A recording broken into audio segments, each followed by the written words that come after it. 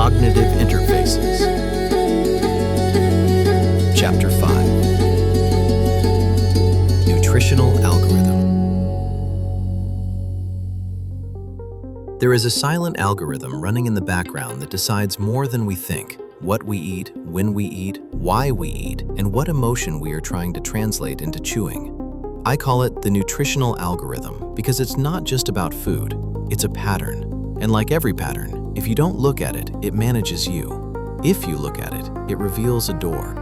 1. The body as cognitive interface. The body is your first cognitive interface, the filter that converts the world into sensation and sensation into behavior.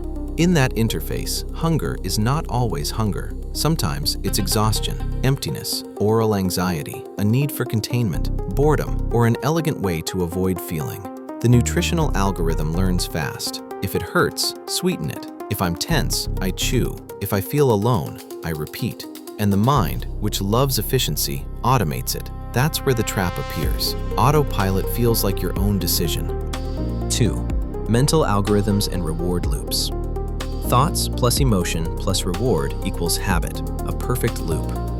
First comes a signal: stress, sadness, uncertainty.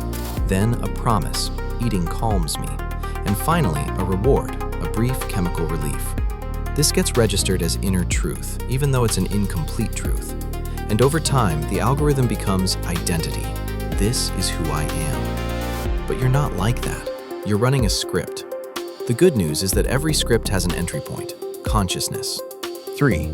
History, meaning, and food as everyday myth. On a human level, we eat stories. Civilization was built on shared narratives. What is healthy? What is success? What deserves celebration? What deserves punishment? Food gets attached to social symbols: belonging, reward, discipline, control. So the nutritional algorithm doesn't just regulate calories, it regulates meaning. It tells you, I am safe, or I am failing, without using words, only through cravings. 4. The literature of hunger. Nostalgia, childhood, mirror. Hunger is also memory. You want to repeat an ancient scene: the table, the freedom, childhood, the flavor that seemed like love. It's not the meat, it's not the soda, it's not the bread, it's the portal. And that portal opens because your mind is searching for an emotional coordinate, not a nutrient. At its core, the nutritional algorithm is a poetics of the self, a way of going home when you don't know how to get there by any other path. 5. The symbol: transmute instead of repress. Ancient traditions didn't fight against the shadow, they integrated it.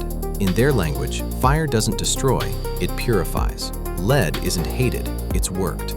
The nutritional algorithm can be seen as that raw material, the dense, the repeated, the compulsive, asking to be transmuted into consciousness. The work begins when you stop punishing yourself and start reading the message. What am I trying to nourish when I eat? Because there is a hunger that cannot be satisfied with food. It is satisfied with truth. 6. Practical technique: rewriting the algorithm. 3 steps, simple and difficult. Detection. Before the first bite, name the signal: stress, sadness, emptiness, anger, exhaustion. Naming already lowers the intensity. It's an act of command.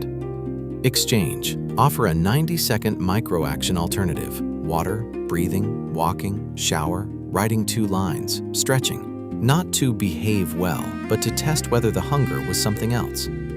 Ritual. If you eat anyway, do it with ritual, not with guilt. Guilt feeds the same circuit. Eating present reprograms. Eating asleep reinforces. The nutritional algorithm is not your enemy. It's a clumsy messenger. It speaks to you in the language it learned: anxiety, repetition, reward. But behind that noise, there is a mystical and concrete invitation to transform the automatic into choice, the impulsive into symbol, the chemical into understanding. When the interface becomes conscious, the filter stops distorting and begins to reveal. And there, the true inner manifestation occurs. Not eating less as punishment, but nourishing yourself better as an act of alignment. As if inside there were a center asking for order, not rigidity, presence, not perfection. And when you honor that center, the body stops screaming. It starts to speak softly, and you, at last, listen.